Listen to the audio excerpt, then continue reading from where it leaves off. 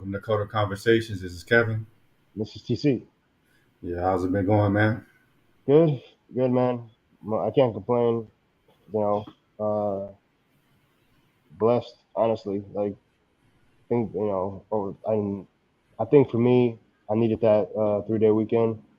It was Hmm. really nice to spend it with family and get away from the computer a little bit Yeah, and you know back at it again for another week.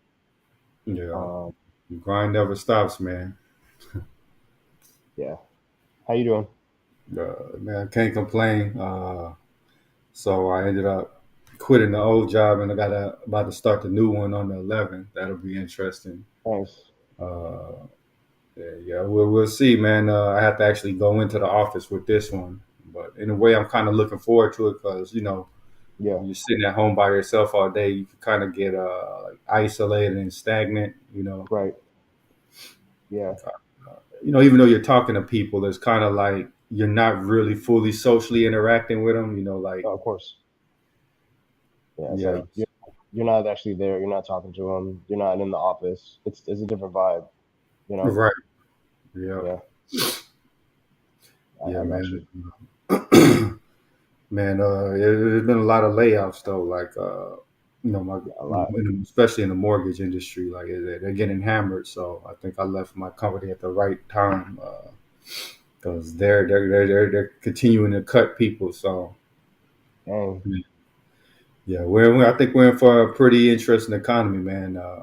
I'm starting to think of like maybe I need to really go in with the multiple streams of income thing because Yeah, you know you lose one, man, you don't want to be screwed.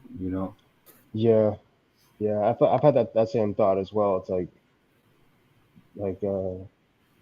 how do you make that decision? Like how do you?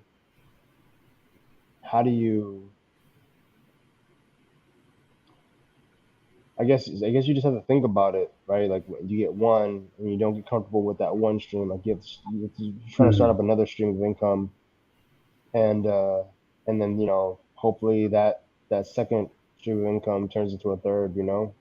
Yeah, Then that's tough when yeah, you're not thinking about it. You're not thinking about what can go wrong because everything is looking up, and then yeah, something goes wrong. It's like yeah. You know who expected the crypto market to blow up and then the mortgage industry to blow up? Well, I knew they were going to fall eventually because, like, yeah, especially mortgage, because people can't afford these houses if everything's like right, 500,000 and up. They had to blow up sometime, but I didn't expect it to be like just out the blue like that, like so quickly. yeah,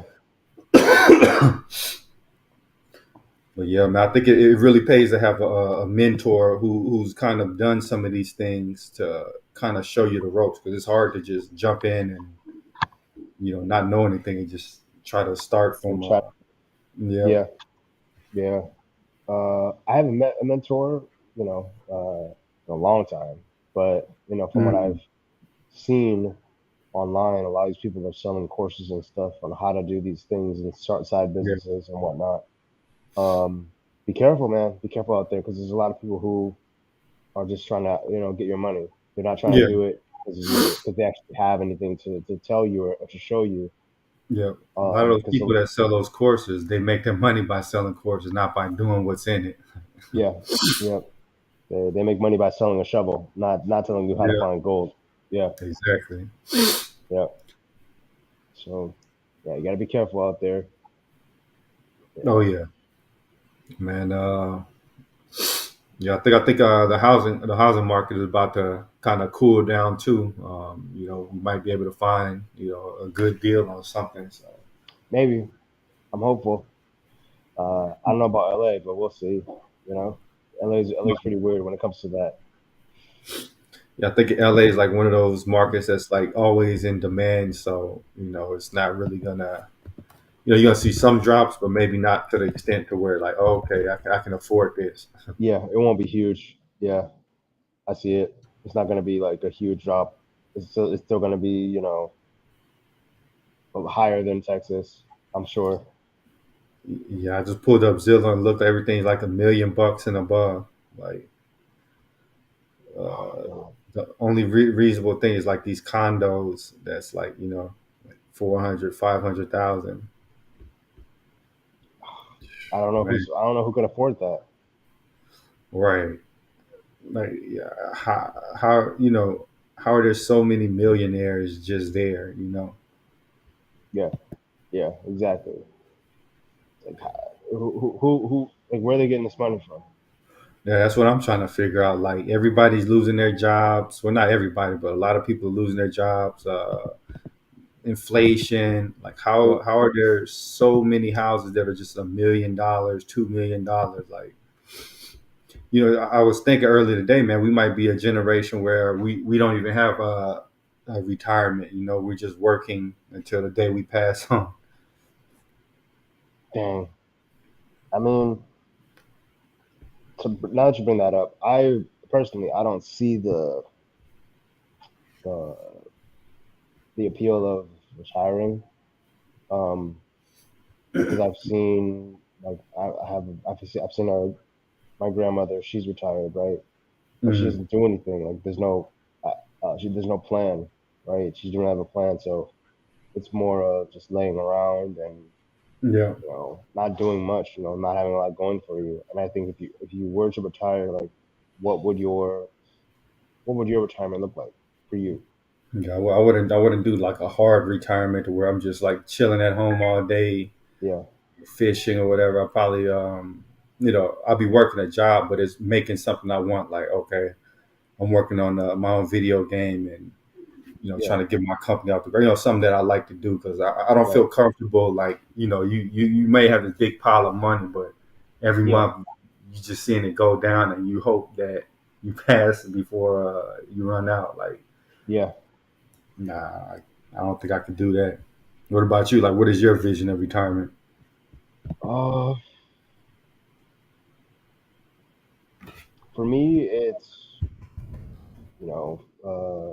taking care of my kids, right? Sorry, taking care of my kids, and it's got to. I want to still say active. Like it's got to be like having a good morning routine, like keeping myself mentally stimulated as far as like reading books and like playing chess, like something that keeps my brain active because uh, I don't know about making a video game. Maybe if I'm still into coding at that age, Yeah. um, but definitely like trying something that I haven't tried before. Like still like Mhm. uh, whether it's cooking something I haven't prepared before or Yeah. trying a new sport if I'm still able to at that age. Um, just like shaking things up to the point where I'm not at home. I'm not doing the same thing every day. Like I'm getting Hmm. out there. I'm doing stuff. I don't really have like a solid set in stone plan, but I know for a fact that I don't want to just be in a home, Hmm. whether it's my own or a retirement home. Like it's just not.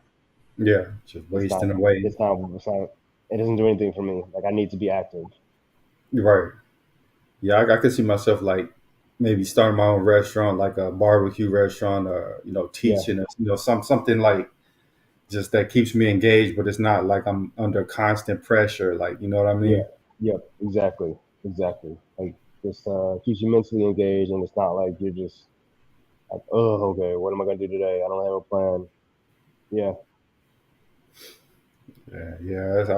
So yeah, I think I kind of got the traditional idea of retirement out of my mind. I don't think that's happened. I just kind of want to have that freedom to more so do what I want, code what I want, or whatever. I think that's more where I'm aiming.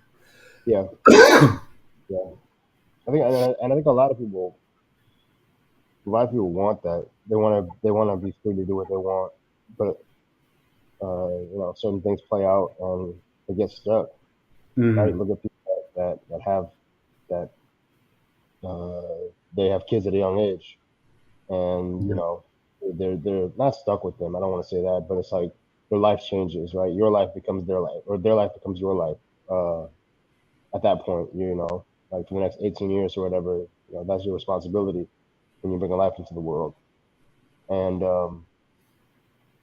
and And you if it, You foresee yourself having kids? Uh, I want to.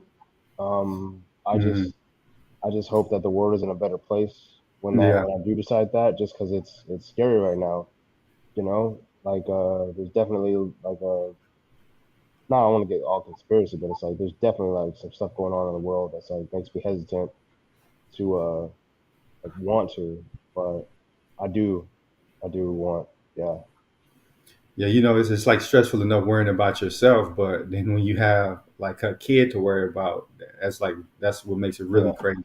doubly stressed, yeah, Hmm. yeah. But it also, I think uh, it also takes like uh, it makes you step up and change, Yeah, it makes you step up in the sense that I know that for a fact that I can't slack off, right? I can't just put it off until tomorrow, whatever it is, whether it's studying, algorithms for an interview, right? mm, That's gonna take me to the next, tier of getting, income, or um, whether it's worrying about my health, right? yeah, I think when people have somebody else to live for in their life, they take their own life a lot more serious. It's like, yeah. you can't save somebody on a airplane if you don't save yourself first, right? Yeah, I've Or heard however. like I've heard like people say like once they had their kid, it forced them to grow up. Like Yeah, I don't know what I would do. I would be lost without my kid. I'll be in the streets or yeah, whatever. yeah, yeah. It's like those homeless people that have like animals, and Hmm. that animal like almost keeps them grounded, like to reality. Like, I never thought of it like that, but like it does make sense. Where like if you're living life and nobody wants to acknowledge you and you're down on hard times, but that animal still loves you, Yeah, it kind of keeps you uh it keeps you stable, if that makes sense. Like it keeps you. I could see it like keeping me above water, if you know if that makes sense. when you think about getting you a dog or something. I've thought about it. I've thought about it. Maybe when I move, like Yeah. because right now rent is so high and they charge you when you have pets, so Oh, okay. it's Yeah. just gonna be another bill.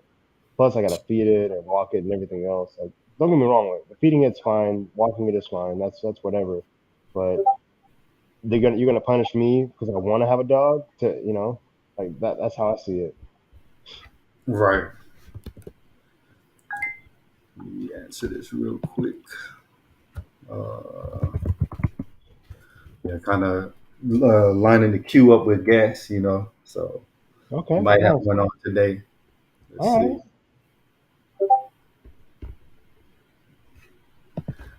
Let me see.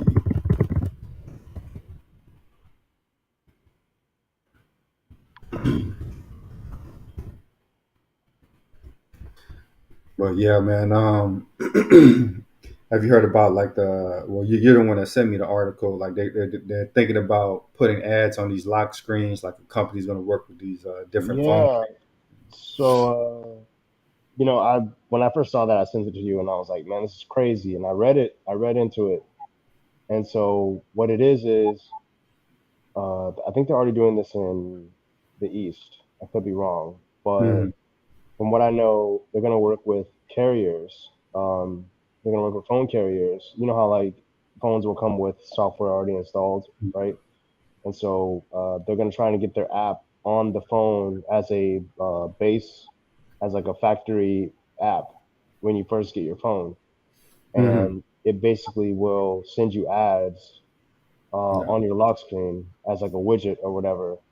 Um, I don't think it'll work for iPhones. I think it's only more for Yeah. Android Androids. devices. Yeah, If it takes off and they're making a ton of money, Apple is gonna kind of copy it. Just kind of like how Apple removed the headphone jack. People yeah, still bought their phones. Samsung's like, oh, okay, we could do this too. So yeah, yeah. I But think. Oh, go ahead. I, that what you're mentioning is like an innovation. Like that makes sense. Like getting rid of the the headphone, or not not getting rid of the headphone jack, but well, yeah, getting rid of the headphone jack, I feel is an innovation because I feel like you, you're pushing things towards a different towards wireless charging, towards more wireless technologies being introduced into the future.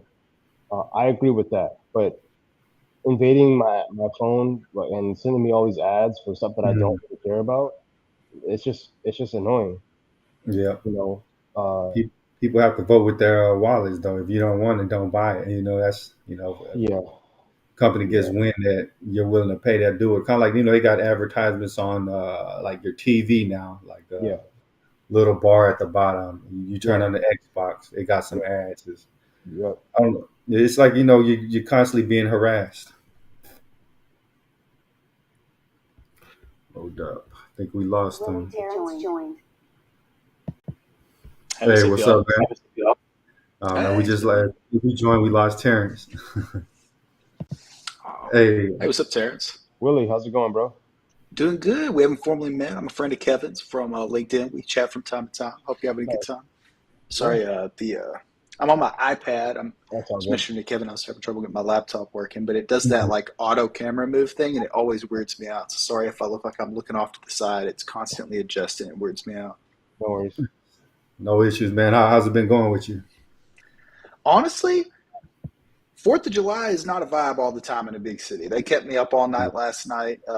It's a good time, but about 3 o'clock, it's when things start to get a little old. So I'm a little tired, so I'm gonna get some sleep tonight, hopefully. But I think everybody knows we'll see some fireworks tonight too, unfortunately, Yeah. which is cool. And I love the celebration. But I gotta tell you, I really wish it would end before 3 o'clock. That is my one caveat with this holiday, is that the celebration does seem to drag on just a little too long. Man, for some reason, I don't really hear any fireworks around me. Well, not too much.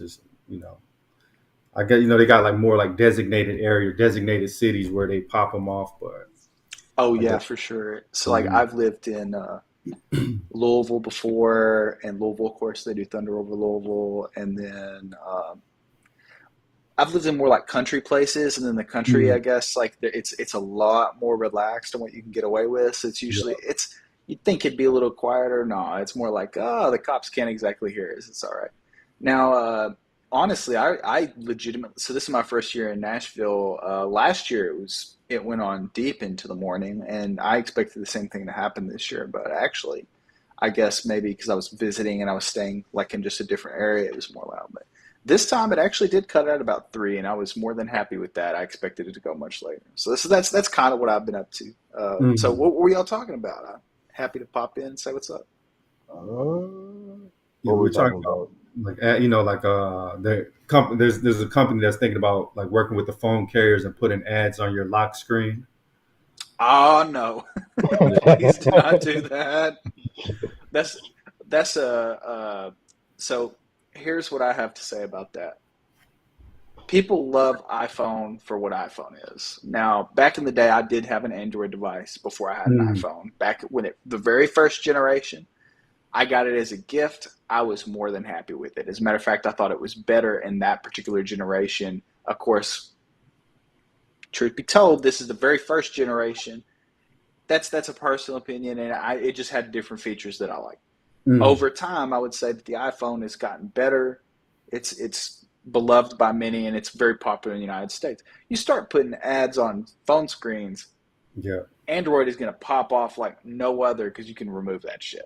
That is all it's going to Mm, take is so Yeah, like that's an interesting thought. That's kind of super relevant to how I feel about it, but just that's important to note that you can do some modding with the Android that you can't do with iPhone. And if it's yeah, absolutely mandatory, I mean, I guess number one, the United States is awful. People, if assuming it's like third party carriers that are doing mm, it, say like Boost, something like that, people are going to start bullying people for that. I swear they will. I can see it like no other. It'll mm, happen. And then three, people will find a way around it pretty quick. I think yeah. it's no secret that you can go in like do settings like domain blocking, right? So you can block ads on like certain domains. yeah. maybe they'll find a way to, I mean, maybe they'll find a way to use that to like do it. I don't know. That's interesting. Like it's an interesting idea, but people love their lock screen, see like pictures of their kids and stuff. I don't Yeah, really agree with that. I think it's they already make enough money. We all know that it's not very expensive to run a cell phone network comparatively to what they charge you. At least if you didn't, you should know that it's really cheap. Maybe back in the day, like circa 2000 is pretty expensive, but like with hmm every new G generation, 5G, it's actually a little bit less expensive just because they have more infrastructure. At least that's my Mm. understanding. I could be slightly wrong, but I think that like the profit margin is quite wide. Is what I'm getting at. So I hmm mean, do you really need to do that? Absolutely not. It's just gonna make people upset. I don't know. yeah. What y'all think?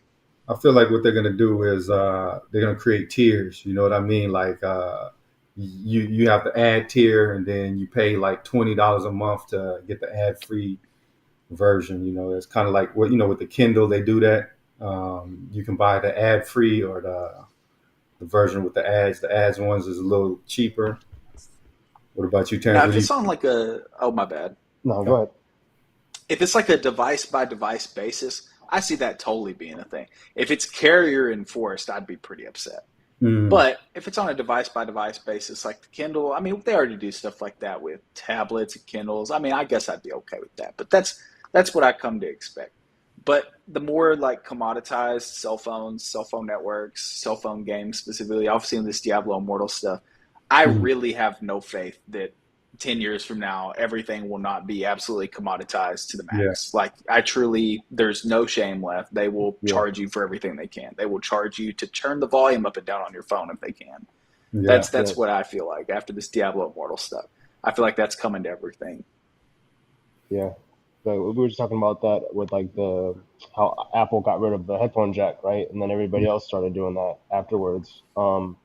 When one person is willing to push that button, like, oh, this platform is making tons of money and they monetize their game. Okay, sure, let's do that. And then you have cases where it's not even the same game anymore. Like you have a nice game underneath, like with Diablo Immortal, right? But then you have to shell out thousands and thousands of dollars. We're talking like hundreds of thousands of dollars just to enjoy the base game, and it's just not even uh, you're not playing a game anymore, right? yeah, Back in the day, you buy Oh a yeah. game and you have the whole game, right? If I buy mm, an SNES cartridge, I blow into it, I plug it in, and I turn on the console. Nintendo isn't going to tell me to give them $5 to play the game, or put in a quarter to play the game.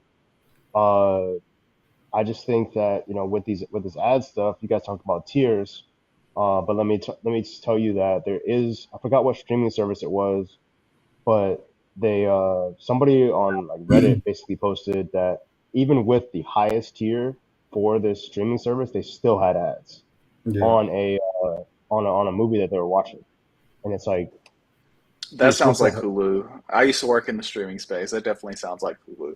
Now, I'm not 100% on that, and I want to yeah, say that that is my personal opinion. I think I've heard, this is not a professional opinion, is what I'm saying. I've heard people yeah, say stuff like that. But what hmm I was getting at, I kind of minced my words. I used to work for an ad supported streaming service, and one of the craziest things about it was not one, how much money they were making, and two, how infrequent the ads were. Like, mm, and this is my mm, personal opinion. This is not the opinion of Viacom right, CBS, Paramount, Legacy, Viacom CBS. I personally felt like that the ad placement at Pluto TV, my previous employer, just hmm casually throwing this out there, was competitive with other services that were charging money for this app that were hmm still throwing out ads. It was crazy to me. So I mm, think that personally, one of the craziest things that I expect to see is things like Hulu and stuff like this from more like the original streaming titans, I guess. I think you're going to see a lot more. Like I think, gosh, what's the name of it? NBC's. It's I don't remember. It's the one that has like the you know what I'm talking about, where it's all colorful. What's it Peacock. called? Peacock, yeah. For some reason, I kept saying flamingo because I was having a brain aneurysm. That's obviously not it. So it's like, no, I need to smell. But yeah, no, I think they have a free tier as well, and I think I watched like a good 5 episodes of The Office on there, and I didn't think it was that invasive. So here's what I'll say to that: if it's not invasive and you're not paying for it, people yeah, actually don't care. And what's Right. really crazy is, and I've noticed this, I'm more willing to watch ads if I think I'm watching TV like I did when I was a kid. You know, like Mm. That's probably a Yeah. crazy controversial opinion, but I feel like I hate YouTube ads because they didn't Yeah. used to exist. Yeah. And because I got trained for them not Yeah. being real, every time I see one, I feel real animosity towards who's doing the ad. Like I Hmm. actually hate the product because they're showing me an ad. And that's Mm. Hmm. probably sounds crazy, but I don't know if y'all feel the same way. But when I see a YouTube ad, I'm like, this again. I really don't want to see this again. Yeah, I just Uh, had to pay the little $10. You know, they force it kind of harasses you into to beat you into mercy. Speaking of it, not to detract too much, the YouTube, whatever the premium YouTube service they always try and give you for free, do y'all click no every time? Like I do, I hit no immediately. I'm like, yeah. I do not want to I'm use not YouTube at interested. all. I'm sorry. Yep. Yeah. So personally, I have ad block. I've gotten to the point where I don't. Kevin has heard me say this. I'm tired of being advertised to. Like Yeah, everything is something's advertising something to me. Just like how you were saying with like you have animosity towards the product. There's one product, and I don't. It's called Truebill. I don't know if you get those ads, but it's like I get this ad for Truebill all the time, and it got to the point where I just don't want to use it. I don't even want to look into using it because I get advertised it all the time. It made me feel like I don't want to use this product. Like I hear the yeah, name Truebill and it makes me upset. I tell you, the um, one that's that for me is Raid Shadow Legends. I will never yeah, play it. I will never associate with it. I want yeah, nothing to do with Raid Shadow Legends. I just feel hate for it. yeah, mm. yeah. Man, It's isn't it kind of crazy though? Like nowadays, games feel like mini gambling applications. Like I've been to a casino recently. It was my first time. I didn't play, but I was just walking around and people like zombies just staring at the machine, pulling the lever. And games are almost like that now, except it's a little more interactivity. But to win, you have or to make it easier to win, you got to buy the character, I'll yeah, tell you what's crazy, Kevin. I just saw a video. Y'all probably familiar with Asmongold. I like watching his videos. I don't play MMOs. I don't play World of Warcraft. I don't yeah, play any Blizzard stuff. But I think he's a really funny dude because he tells it like it is, how like a true like OG gamer would say, yeah, which is funny on its own. And then on top of that, he's like incredibly honest and he's like very vocal against Blizzard, which if Mhm. depend on like what you grew up playing and stuff, you might have like a super positive opinion of Blizzard. You probably remember people don't usually bash them; they usually can get away with anything. So I watch his stuff from time to time just because I like to see how bad it's getting. I don't know. I really don't want to know what I'm missing, but I do like to check it out every night. And one of the craziest videos he just posted recently, and I don't have the title of the video. It was like Osmongold, this video's for you, and it's a reaction to this video. This guy says, "I'm a gambler. I yeah. like rolling for loot I've and seen this getting my video. loot boxes." And he pauses the video and he goes, "There you go. It is Yeah, gambling." Yep. He says he's a gambler and he says he yeah, loves it because he's a gambler. And they say that this is legally not gambling. Are you kidding? All I'm saying is it looks like gambling to me. I don't play games like that. I explicitly do not play games on my phone unless it's through good. like Apple Arcade or something like that. Very rarely I'll have no internet or something and then the games don't even work because you have no internet. Like at that Mhm. point, what's the point of a phone game? It's just has so many negatives to it now. And then on top of that, you have things like this where if they actually did another point in this video where he was watching this guy, and basically, the more money you spent, the higher your PvP MMR was guaranteed to be. They were Yeah. literally one shotting people. They had there was no interactivity. They pressed a button and somebody died. That was Yeah, how much 10 grand could get you, and then 100 grand can get you even more. It's wild to me, and I cannot believe that people pay for this. This is Yeah. why I recommend people stay away from this stuff. I don't believe in this concept. There are people that are dumb enough to be taking advantage. Excuse me, dumb enough to be taking advantage of something like that. No, this stuff must work or they wouldn't do it. There are yeah, people who fall for these tricks. It happens every day. You might not be somebody who goes all in, but this stuff has to work and it has to Mhm. generate revenue and it has to sway people's opinions or it wouldn't be happening. Same thing with like propaganda and stuff. I won't get Yeah. too far into that, but you know what I mean? That stuff has to work or it Mhm. wouldn't affect people. And if you don't want to spend 10 grand on a game on accident this year, stay away from something that'll let you do that. And Diablo Immortal will let you do that. You know what I mean? yeah. Like if you go to a casino, you notice they all got kind of a similar look. Like it's bright, colorful. Like all of this Yeah, is intended to draw it's you all a in. formula. Exactly. Yeah, and But Yeah, they're following the same formula. They yeah, always do. it's if the all a formula, formula. these casinos will go out of business. So it works. So you Yep. got to stay away from it, like you mentioned, like Yeah, because definitely. Anytime, as a matter of fact, litmus test. If there is more than one premium currency in a game, then it is absolutely pay to win. That is something that Mm, I've now that is my personal opinion. It's not like sort of professional opinion or anything like that. I gotta say, but I feel like this is how I think it goes. You have like some sort of gem, and you'll have like an eternal stone, and you have to get like a bunch of eternal stones. And what they'll do is you'll end up with a bajillion gems, so you think you're getting a good value, but the real gate's the eternal stones. mm, yes. Yeah. And then games like this, they'll add in so many. You've probably heard about the mechanic in Immortal where like you can only truly get a max weapon if you have 10 of the ultra premium currency.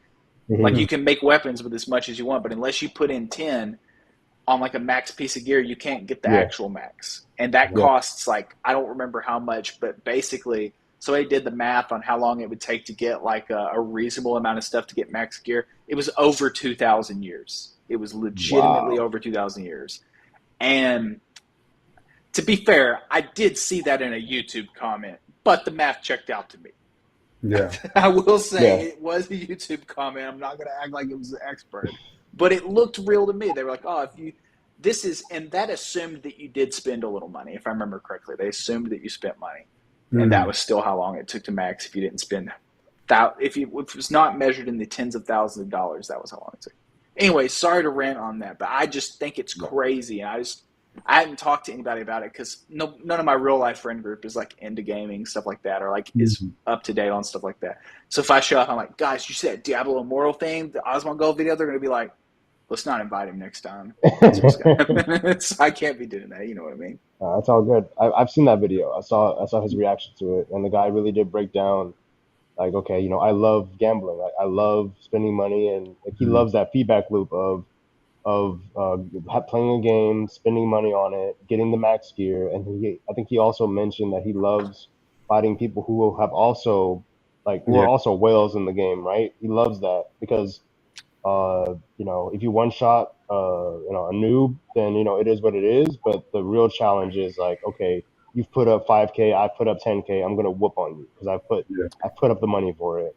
He also had this horrendous opinion that allowing whales to exist is fun for free to play players because they get to occasionally beat a dumb whale or something like that and then show their skills against the whales. It's like, man, what kind of No, fantasy land is this? Every no, pay to play game I've ever been in, I've gotten dunked, no question, yeah. 100% of the time. I've never ever stood a chance against a pay to play player in any yeah, game that was pay to play.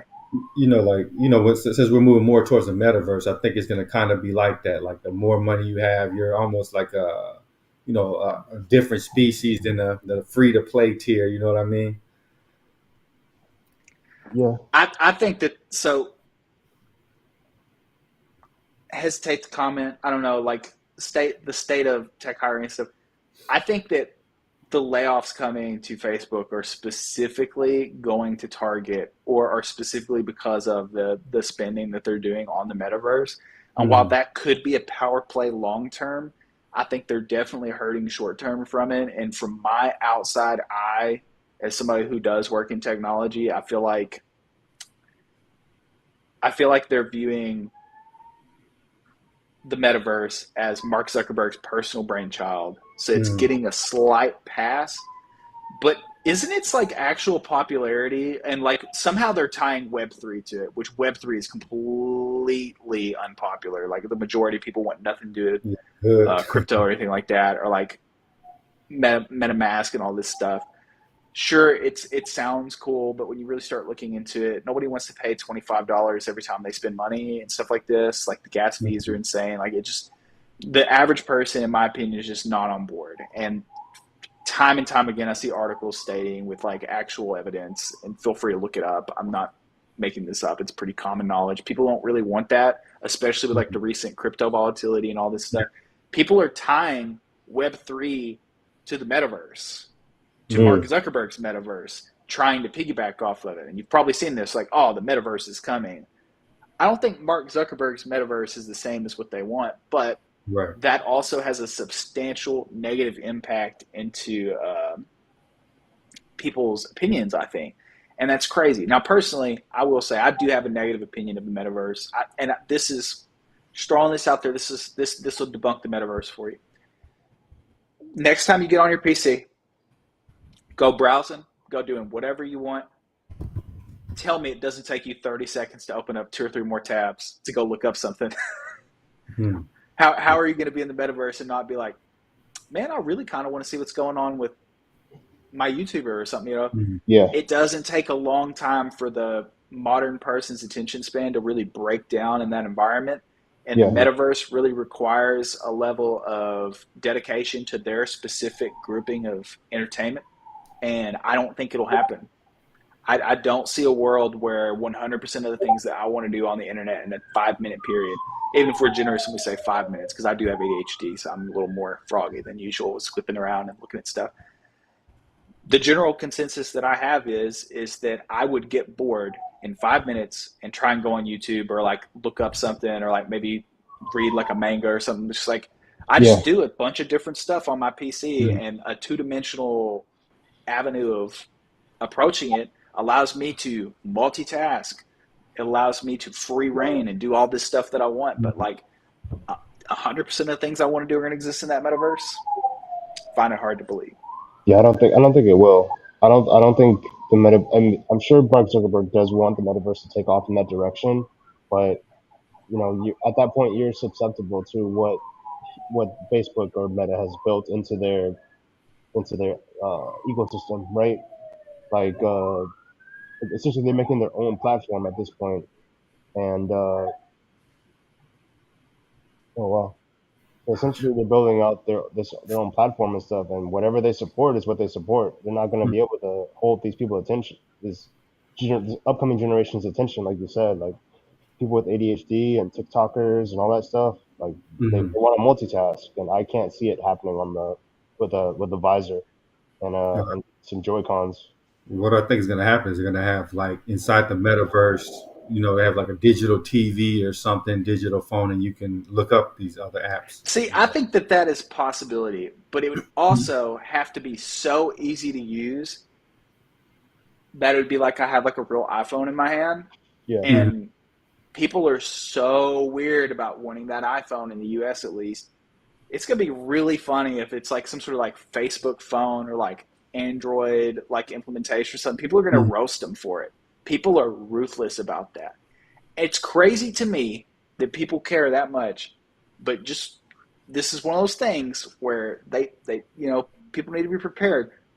It's it's never so. This is another thing. It's never uh, a fan base that's cringy or awful or rude. You know what I mean? I see that all the Mhm. time. All this fan base is so awful. No, it's just got people in it, and people are not great. So I'm all the time thinking about this stuff where there's like, oh yeah, no, we'll add like a virtual phone. I'll be like, You know what's and going to be crazy about the metaverse is like censorship too. Like how much power do these tech giants have where they can just, I don't like what you're saying. You're on our platform. You can't say that. well, I will say Facebook has even very recently been caught censoring internal communications with employees, stuff like that. It's been all over LinkedIn. I think the explanation was that it was like truly starting like horrendous conversations, like where people Mhm. were just mm, raging at each other. I kind of get that, but still, it's a bad look with their history. Like personally, I got rid of all Mark Zuckerberg's product line. I consider them all to be his: Instagram, Facebook, Mhm. all this stuff. I'll probably never own an Oculus or anything like that. Mhm. And honestly, since the year that I did that, my life has improved 1,000-fold. All that time I used to waste on Facebook, I wasted doing stuff I love to do. That is Yeah. yeah, definitely productive. That makes me happier. yeah, What was the time I spent on Facebook useful for? Maybe I saw some memes, talked to some people I knew that I didn't really like all that much. No offense to people that I talk to all the time. I did like most of them, but some of the times I would talk to people I didn't see very often or something like that. Yeah. Pretty yeah, much everybody I wanted to keep up with kept up with me. You know what I mean? It's a lot, but you don't really get a lot back from it in exchange for what you're giving them. it's kind of like that gambling thing. Like, they got a little formula to keep you Exactly. clicking, like little lights and all of that. Yeah. They give you a little hit of dopamine. That's exactly what modern algorithmic timelines do. I remember when they introduced that, that was the death of Facebook, if you ask me. Like, as far as I Mhm. remember it being a good app. Are you on Facebook, Terrence, or did you get rid of yours? I had one. I have one to log into Spotify, and that's it. But besides that, I don't really use it. I did use it like a long time ago. Mhm. I think the last time I probably logged in this to Facebook was, I mean, periodically here and there, but I don't use it, right? I'll just check on it and see, what's new, but I don't use it like that. I used to use Facebook Messenger a lot. I'd still use Instagram every once in a while, but again, it's not something that I'm stuck on, right? I'd use it just to communicate with people. Um, but like talking about the whole feed stuff with the dopamine and stuff, like he's right, like Yeah. all that is an algorithm, right? They want all these companies, Facebook, Instagram, uh, even Amazon, right? To a point, Amazon, YouTube, they all want you to come back, right? Come back, uh, Mhm. visit our site again, stay on our site for as long as possible, and they want long retention times. They want all that information, and it's all built to keep you to come back and to stay on the site as long as possible. And Mhm. there is so much time wasted, right? I've wanted to break away from like my screen time, like to lower it. Yeah. And I installed like plugins that would keep track of like the sites that I would visit and like make timetables of how many hours I was actually spending throughout the week on certain sites. And I was like, man, like Mhm. every day, every week I spend 20 hours on YouTube. How can I get that down to zero, or how can I get that down lower? And Yeah. slowly it's been working, but it's definitely it's work. It's work So to you get feel that like number down. It you're 100% addicted to it? is. Like, do y'all feel like y'all are addicted to it? Like when you get away from it, you kind of start craving it. Like, man, I feel like watching a video on YouTube.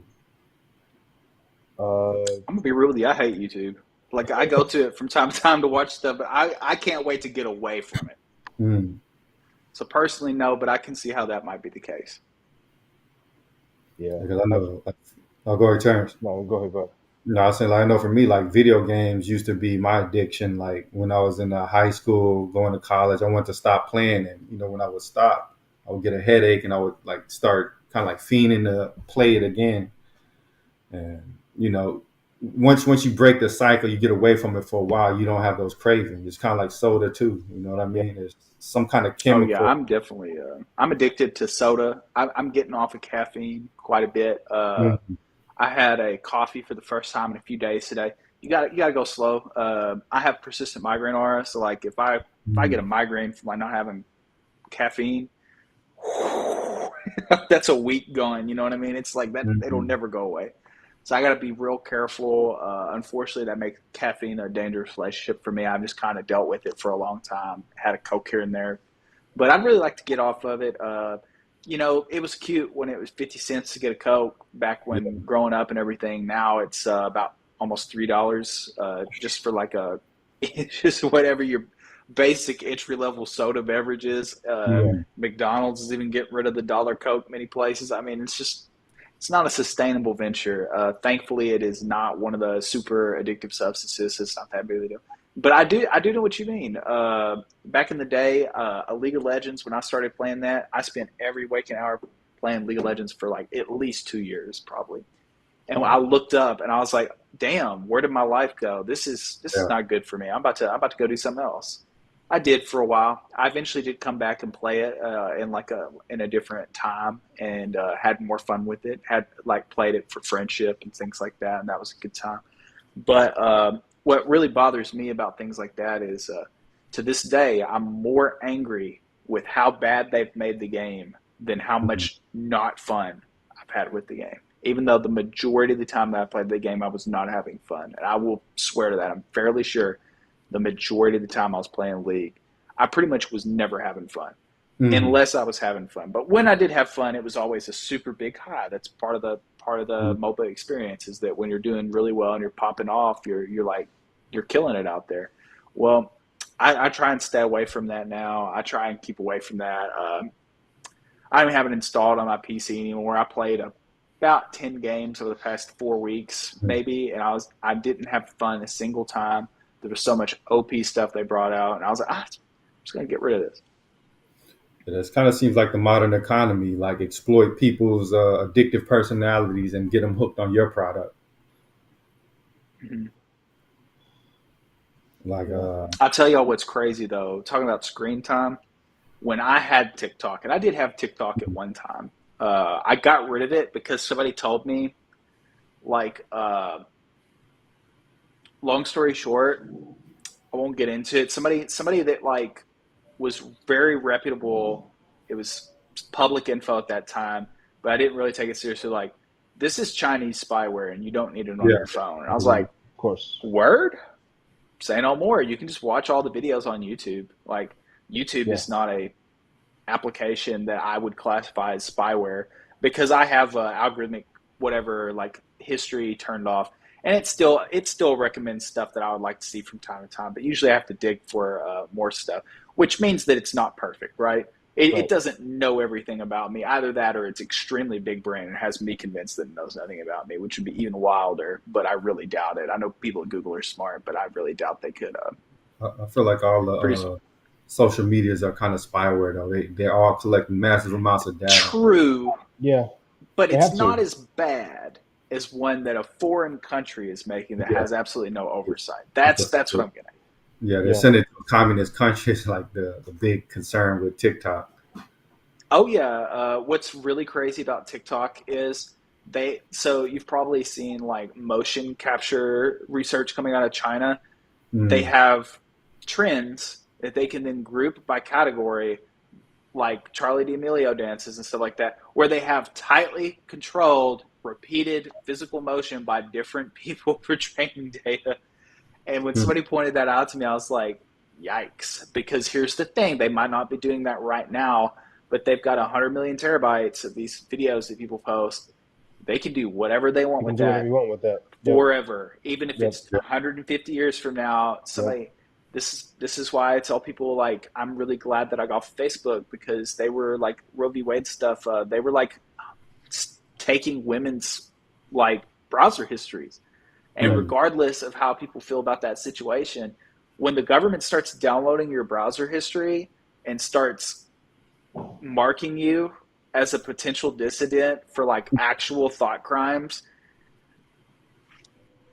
like maybe you don't want a Facebook, because 50 years from now, that post you liked from some yeah. particular politician, maybe somebody will want you for that, Did you and hear? there's nothing you can do about it.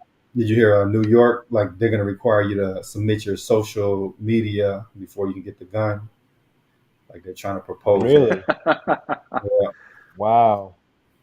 So yeah, it's all kind of tying together. Japan, didn't they say like, if you say something like you insult somebody online, they're gonna fine you. That's like something they're potentially looking into.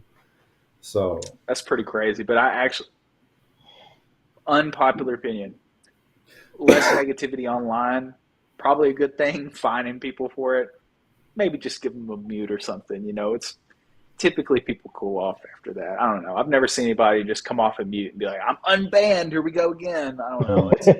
But yeah, I wasn't around for old bulletin board days. I don't know, mhm, but that's about the. But whatever. Like, I think that social media is very not great. I have very negative opinions of it. mhm, Uh, I'll say personally, getting rid of all of it. I have a LinkedIn, obviously, because that has a real tangible life benefit. It's done yeah, more for me than anything else for like my career and stuff like that, minus like actual hand to hand, like real life mentors and things that like yeah, I can truly attribute. As far as online services go, I don't want to diminish people I know accidentally, but you know mhm, what I mean? Just specifically as far as online stuff goes, LinkedIn has a real tangible benefit to existing and being a part of my repertoire. If it yeah, wasn't for that, would I have a LinkedIn? If LinkedIn was just for flexing, if LinkedIn was just for this other stuff, probably not. If LinkedIn ever ceases to be helpful to getting a job, I'll probably axe it to. Yes, it's fun. I meet cool people from time to time. I treat LinkedIn not like a job searching site though. Me and Kevin talk all the time about random Mm. stuff. It's more of a for funsies friend maker Yeah. in your career, and that is better networking than anything else that's ever been to me. Mm. Um, and it's just like I like it. It's fun. I don't take it too seriously. I make sure to shit post here and there. You've probably seen me do it a couple times. I did one today. But long story short, it's like without it, the only thing you miss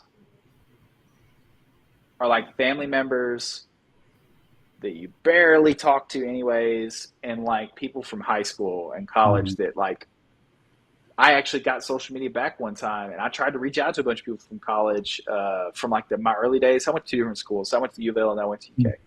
So I reached out to people from U of L, and not a single one replied. Mm. Minus, no, I think not a single one replied out of, gosh, 23 to 40 people. Mm, Because they all came up as suggested. I think there's only one that I still speak to, but I continued to speak to her long before this, so that Mm. doesn't count. But nobody else did. So like, I mean, just really think about it. If you were to delete your Facebook or something, you'd come back like, or like any social like Insta or whatever. Do you really think that you could get all those people to follow you again, or like build that repertoire again? Because chances are it's probably not going to happen, which is sad, and it makes people sad to hear that, just because that's how people are, what people like us and stuff. But like, just the culture that it builds, it's a facade, it's fake, it's not real. Like Reality, likes, like, follows, people will follow you to try and get a follow back. People will follow you and yeah, forget about it. Like it's not for real. You can't like judge it's anything not based off of genuine. that. Yeah, It's not mm. genuine. yeah. I used to say like if anybody wants to really get in contact with me, they have my number. And Yeah, that's and yeah, I just feel yes. like they just want. I feel like social networking, right? Like trying to reach out to people that you've known or you haven't talked to in a long time. That's me. That's a once in a blue moon type thing. But like nowadays, with the speed of everything and the way that life is going, certain people just enter parts of their lives different. Like people they move on, they have kids, they start families, they're off living their own life, and so I don't fault people from not reaching out, right? Mm. If we were Oh genuine yeah, friends that's and we really fine. care, like if they really care about me, they'll reach out, or if they're Yeah. thinking of me, they'll reach out. And if they don't, then it is what it is. But I feel like communication is definitely a two-way street in that sense. Mm. Um, but um, yeah, like I come from the idea of like not everything has to be shared on social media, and two, the people that do care about you, like you'll know that they'll genuinely reach out to you. They'll genuinely wanna like hang out or Yeah. like say hi. Exactly. After getting rid of Insta, I have a Snapchat. I will say that is more of a regional thing. Uh, I'm single. A lot of women. If you run into somebody, I still believe in the old fashioned. I'll occasionally hit somebody up and Paul Levis, what's up? Yeah, They don't really do the giving out their phone number sometimes. of Snapchat makes that a course. little bit Yeah. easier. That's Yeah, 100% do not mind doing that. Even though I really don't want one, I do keep the Snapchat in case somebody really wants to, has the preference to do that. yeah, Now, a lot of people, my friend group, I asked them, like, yeah, no, that's why I have it too. I literally only have it because sometimes it makes other people more comfortable if you don't know them on that. That being said, after I got like off socials and I did like phone number only, became real easy to see who was actually interested in being your friend, because people are very stingy about giving out their phone number compared to like how things used to be. Mm. yeah, So I'll be like, let's text sometime. They're like, chief, I think we're done here. I'm like, all right, word, easy. You failed the litmus test. This would have been a waste of my time trying to hang out with you. So word, thanks. How happy can I be that I didn't waste time trying to hang out with this person that was like, I don't want to give you my phone number. yeah, Yeah. And they're just like, see, I'm not really into. Word, say no more. I ain't upset. I saved some time here. Let's go. So like, and that's not a. I don't know what we're talking about. Getting women's phone. I'm talking about like in general too. You'll ask somebody like, oh, we should play basketball. Sometimes I'm like, you got Instagram? I'm like, no, I don't do social media. Like, I don't know, man. Like they'll really like Mm. what's the word? They make it pretty obvious. They make it yeah, obvious for you. Whereas if you had Instagram or something, they might be like, oh, word, no, next week, dog, next week. Mm. Never hear from them. Never really get it. Never. Such a waste of time. That's stuff that I used to do. I'd be like, oh yeah, no, we'll hang out soon. We'll do this. It's so easy for me to be like, yes, I'm going to do this. I'm going to do that. I'm a sociable person. I'm an extrovert. Now I don't have to deal with that anymore. That's not really that big of a problem per se, but it does help you to some degree with who you focus your time on. I guess you know what I mean. I don't know. I guess that could technically be a benefit. Yeah. The hosting culture is pretty real, man. Even in corporate America, like sometimes companies they'll just never get back to you. If, I think the professionalism in general is kind of going down the drain. Like, have y'all noticed that? Like, even from corporations dealing with employees or potential employees. I've been Mm. treated both very negatively and very positively in the past year. Mm-hmm. Uh, I've had my share of accidental rudeness. I've always apologized, if I remember correctly. Like just not replying or something like that to email or things getting lost. To be fair, it's super easy to get lost when you have 80 different emails going on. Tech Yeah. hiring this past April or so, biggest crazy thing I ever experienced. Mm-hmm. I mean, I didn't graduate that too long ago, so I was not expecting that type of attention to pop up, but it did. I was like, oh word. But some of the stuff that I've seen happen is I've had someone schedule an interview with me, and I'll be honest with you, I have accidentally missed a couple interviews. Usually, when it happens, is they'll schedule it online, and then they won't do like an automatic like invite, or the invite doesn't. They don't do an invite. They're just like do it yourself. Uh, that's a little bit harder to keep up with. Yeah. And back when I was doing a whole lot, it was pretty easy to slip through the cracks. That was rude of me. Not gonna act like it wasn't. Mm-hmm. But when it's an automated invite that I make on your Calendly that you say you will come to, I'm like, word, made it. And it's 15 minutes. And then you never reschedule or never reply to anything.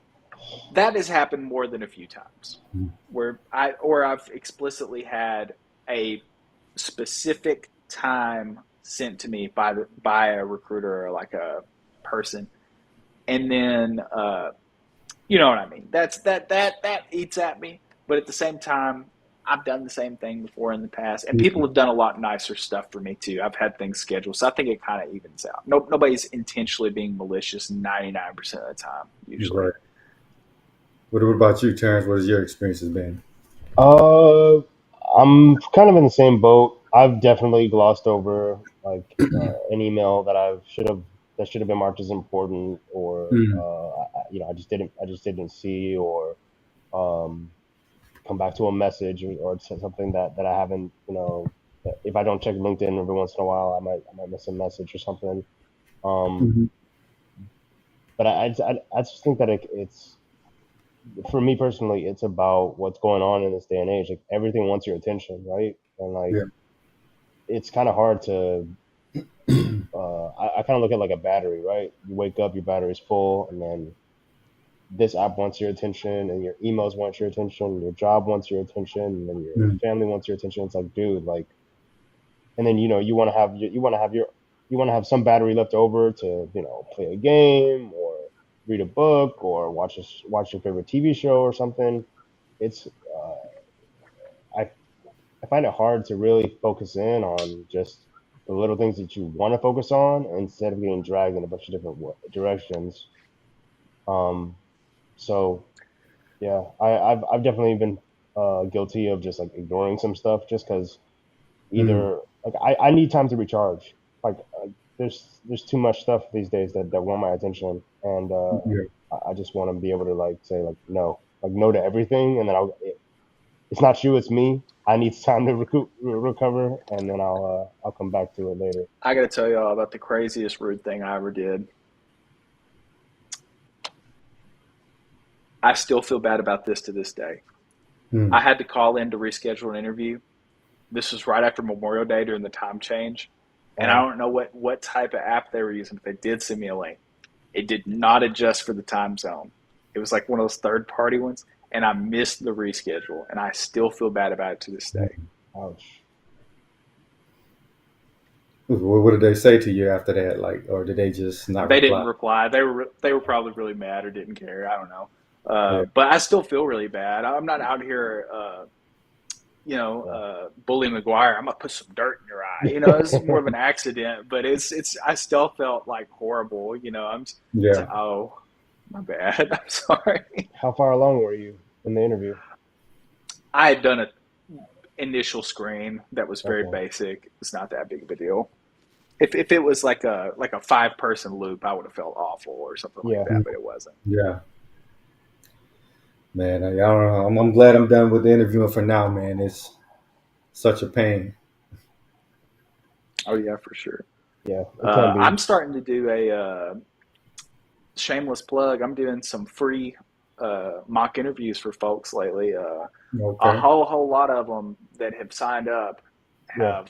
have canceled or have been hired in general, or just like haven't been able to make it here and there, and that's okay. Hmm. So contrary, if it's like my time I'm volunteering or something and you cancel on me, word. Right. Nice. I got that time back. I Right. still volunteered. I still get the warm and fuzzy points in my book. I went out of my way to help out if you don't want it. It's not a big deal. But typically they reschedule. I've done about So three like, to five now, a couple official, three or so unofficial. So so with those interviews, like, what are some of the mistakes that people have been making? so here's my general opinion. I've done many through like so we have like a local code camp, right? And then I do some officially through there. I'll do two Mm. every time. I've done that twice. That's about four. So what I've noticed is that CS grad or code camp, either or, they both do just fine in practical interviews. There's no point in me trying to test them on their practical knowledge. They usually do okay. They usually do. Oh, one second. Bless you. Bless you. They usually do okay enough that I can reasonably expect them, assuming they've had an internship. I've never interviewed somebody without an internship in CS though, but I assume that they're going to be doing just fine. So like if I go, hey, in your language of choice, I really want you to make an HTTP request to my API that I've got up. It's going to send you a picture of something. It'll only work if you do this or something. It's like you Mm. have to like set like a specific header or something, just very basic. Hey, you got to set the header to the secret password. Secret password is domino, and then they'll send like a picture of Snoopy or something back, Hmm. ASCII art in JSON, and we'll sit there. I'll be like, all right, what's the picture of or something? Oh, this is ASCII of Snoopy or something like that. That's, believe it or not, that's not a it's not a terrible signal for somebody who has no experience whatsoever. I mean, usually you want to ask something harder. Obviously, that's just like a very contrived example, but they have no trouble doing basic stuff like that. Asking stuff like that's a waste of time. And I've had people ask me to do stuff like that before. But almost everyone just bombs basic array based leak Mm. code style questions. Now, I expect that you're not going to show up your first time and Goodwill hunting that shit by any means. Mm. I did really well in CS in college. I got an A in algorithms. Got an A in vast majority of my classes. I only got a couple of B's after I got injured. In fact, I did really well. I didn't do super hot on my first few. Maybe not even the first 10 or 20. I took a lot of practice. And so what really came down to for me was it was consistent weekly practice. I Mm. did interviews all the time. Anytime someone offered one when I was new, I took it regardless of whether I planned on moving or not, or like leaving, just because the practice is fantastic and you just might get an offer that you can't refuse, which eventually did happen, which is Mm. lovely. Shout out to my current company. So basically, eventually it got to the point where this consistent practice became a chore because it was kind of easy. And Mm. then when I was doing interviews, I noticed that about 80% of the time, I didn't know if I failed or not.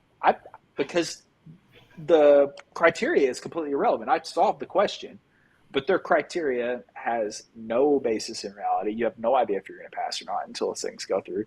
So about 10 weeks of that, I was at a point where the majority of the time it was a toss up whether I was going to get hired or not. And then after about 3 or 4 more weeks after that, so like 14 weeks total of just very consistent but like light practice. That's when Mm. I started to know that I got the offer. I knew that there were no mistakes. Now, Mm. there were a few times that didn't happen, but one time somebody was like, "Oh man, we needed an optimal solution," and I was like, "That was an optimal solution." It's like, okay, so they didn't really put as much effort into the hiring process. They Mm. probably don't put as much effort in other stuff, so I wouldn't have been a good fit anyways. I like to take things a little bit more seriously. But eventually, it took a lot of this like very consistent practice, and essentially what happens is this was CS grads too. They don't do that, so they don't do this consistent practice in school. They do very difficult one-off problems. Mm. So that's fun and dandy, and that's great for getting them what it basically is, a math degree.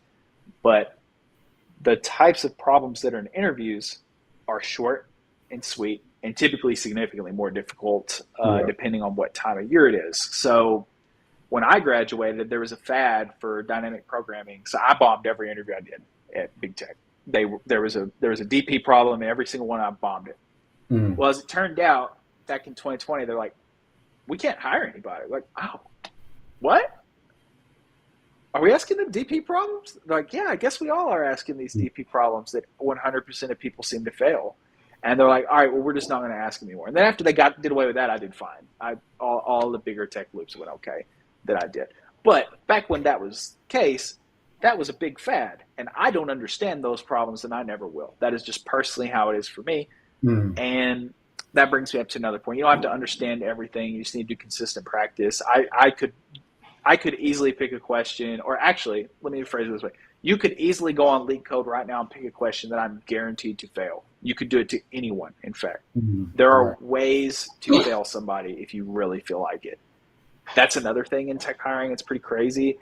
And like all this stuff, it's just sort of a rambling experience, but it does tie back together, is that basically it feels insurmountable the first time you go in and you're saying, I'm going to go for one of the higher paying tech jobs. I need to Mm. learn these problems.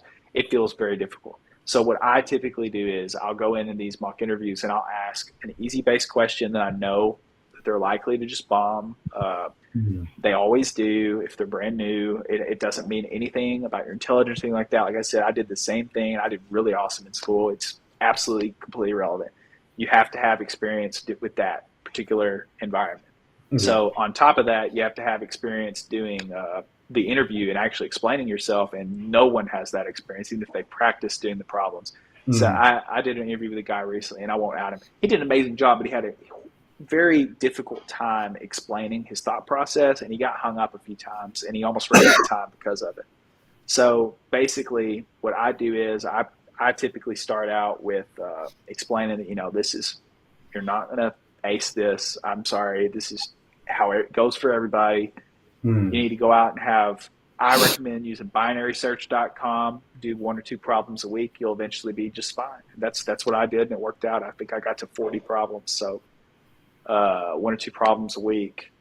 I think that over time, maybe 20 weeks total. So I was getting offers by the 12, 13 week mark from cool places that I liked and I was happy with. But I really liked my old job and I wasn't really super willing to let it go. And eventually I was able to pull through, but basically followed the advice that I gave. And basically, not a single person coming out of any of these educational opportunities is prepared for these types of interviews. They're not Mm. necessarily guaranteed to get one like that, depending on where you're applying. But the Right. practical, they'll be fine. If it's algorithmic, though, 100% guaranteed to bomb because the level of difficulty is very different. As for boot camps, they've just never done it before. As for CS, the type of algorithmic stuff that we did in college was like, this is a really hard problem. You have 3 weeks to do. Good luck. But it's open book. That's Mm. okay. That was not bad. It's great for learning, but it's not, hey, here's the Leak Code medium. We're going to grade you pass or fail. You have 15 minutes to do it. If you go past the 15-minute mark, you fail, even though you have 30 minutes to do it. There's stuff like there. There are companies that have weird criteria like that. You have no idea what the criteria are. It is not public, and it is different on a person-by-person basis. There are people who will just fill out the criteria like you did it based off of what they wanted you to do and nothing else. This stuff is very common. It's very, what's the word? It's a very wishy-washy out there experience. It's not standardized whatsoever. Mm. But the one thing that you can consistently do to improve this process for yourself is to practice enough consistently that you will come through, do well, and give a optimal answer. It sucks that that is the legit, real advice. Is that getting an optimal answer every time is the only real way to like make it so that you'll pass the majority of the time. But I mean, it makes sense, right? If you put Yeah. all these human factors into play, put all these different grading criteria factors into play, as long as you give an optimal answer, they can't really fault you. So that's typically what I say, and the easiest way to do that is to do consistent, good study, Mm. 10 weeks or so, a couple problems a week, really understand them. Hell, they can be easy questions. I swear, easies show up more than hards and mediums do, in my experience. Most people try and ask questions they actually understand, and most people don't want to put in the effort to try and understand a random medium, but easy is usually pretty good to go, and it usually covers the topic decently enough. So do you feel Anyway, like you're good at explaining like all of the, say somebody wants to like coach, have you as a coach, would you be able to explain like all the basic stuff they need to know, like this is binary search, blah blah that blah? depends. For specific algorithms, no. So, and that's the thing, and that's the good thing, is that I was able to get into a high paying tech career without knowing everything. It Mm. is possible. I'm not a genius. I just studied Yeah. hard and worked hard. It was easy to do. You don't need to be an expert on every single little algorithm. As a matter of fact, binary search has shown up as an optimization option maybe once or twice out of 70. Nobody cared that I didn't do it, as a matter of fact. And Mm. it was at companies that you would have expected, like a lot of people that are selling can't say where I'm NDA'd on some of the bigger ones, but it's just the Right. interview specifically. But I can tell you the content did involve things that allow me to do that. But Mm. grading criteria wise, I highly doubt that I would have received a fail if I didn't optimize perfectly, except in really weird circumstances. Like I said, it is a case by case basis. But without knowing everything, just practicing consistently, it was fairly easy to get several offers from companies that were very competitive. So, as a matter of fact, the further I got from new grad, the easier the questions seemed to get. I Mm. think once you have a little experience, and this is another thing, it seems like they kind of throw you a bone after you have some experience. I Yeah. think they kind of, I don't think anybody really thinks it's that good of a signal. That's my personal opinion. I don't think anybody believes that leak code is the end all be all to hire people. Right. So, but basically, no, you don't need to. I don't. I personally wouldn't expect me to need to understand all of the algorithms, for instance, to coach somebody. It's the consistent practice the most important thing, not what you actually understand. Mm. That probably sounds nuts, but if you've done 40 problems from the 70 most common problems that are asked, eventually about 50% of the time when they randomly pick one, it's going to be one you've seen before and you'll eventually just pass. And of course, this is tech hiring, so minus very, very recently. You could very reasonably do 70 full interviews and then get 1 out of 70, you'll see it. And if you're doing all five, I mean, it's just the math kind of adds up pretty quick that you're probably going to understand how to do those problems you haven't done, and you're probably going to understand at least how to explain yourself by the time you get to a certain point.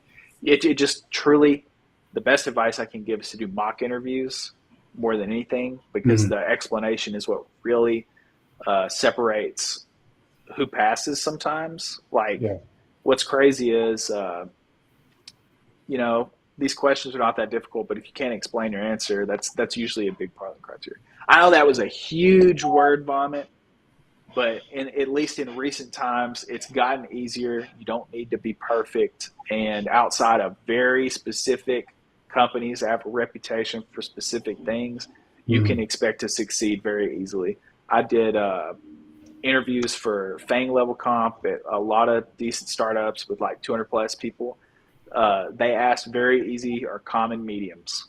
It's not that hard. All you got to do is put in the effort. I did a 1 year plan. It worked out just fine, and I only did a couple of problems a week. I mean, it's just the consistent practice and Mm. doing mock interviews or real interviews. Okay, yeah, that's definitely helpful. But yeah, we're like an hour 15 minutes in. I think it's I know. I'm Yeah. so sorry. I No, definitely you're good, went man. super long on that, but I don't know. I just had to get like the full spiel. Oh, yeah. All That's right, no, y'all. Yeah, Thanks for having me in today. I really had a fun time on Coded Conversations. yeah, man. We have to bring thank you you. in next time. Maybe you could do some mock interviews online. You know what I mean? Yeah, we can do something like that. Set Yeah. something up. Just let me know the deal. All right. All right, man. We appreciate you coming through. Oh, sorry, got the weird camera going on. All right, y'all. Super All right. nice to be here. And Terrence, we've never formally met before. Super nice to meet you today. Nice And to meet have you a too, man. fantastic rest of y'all's week. All right. Peace. Peace, Peace. y'all.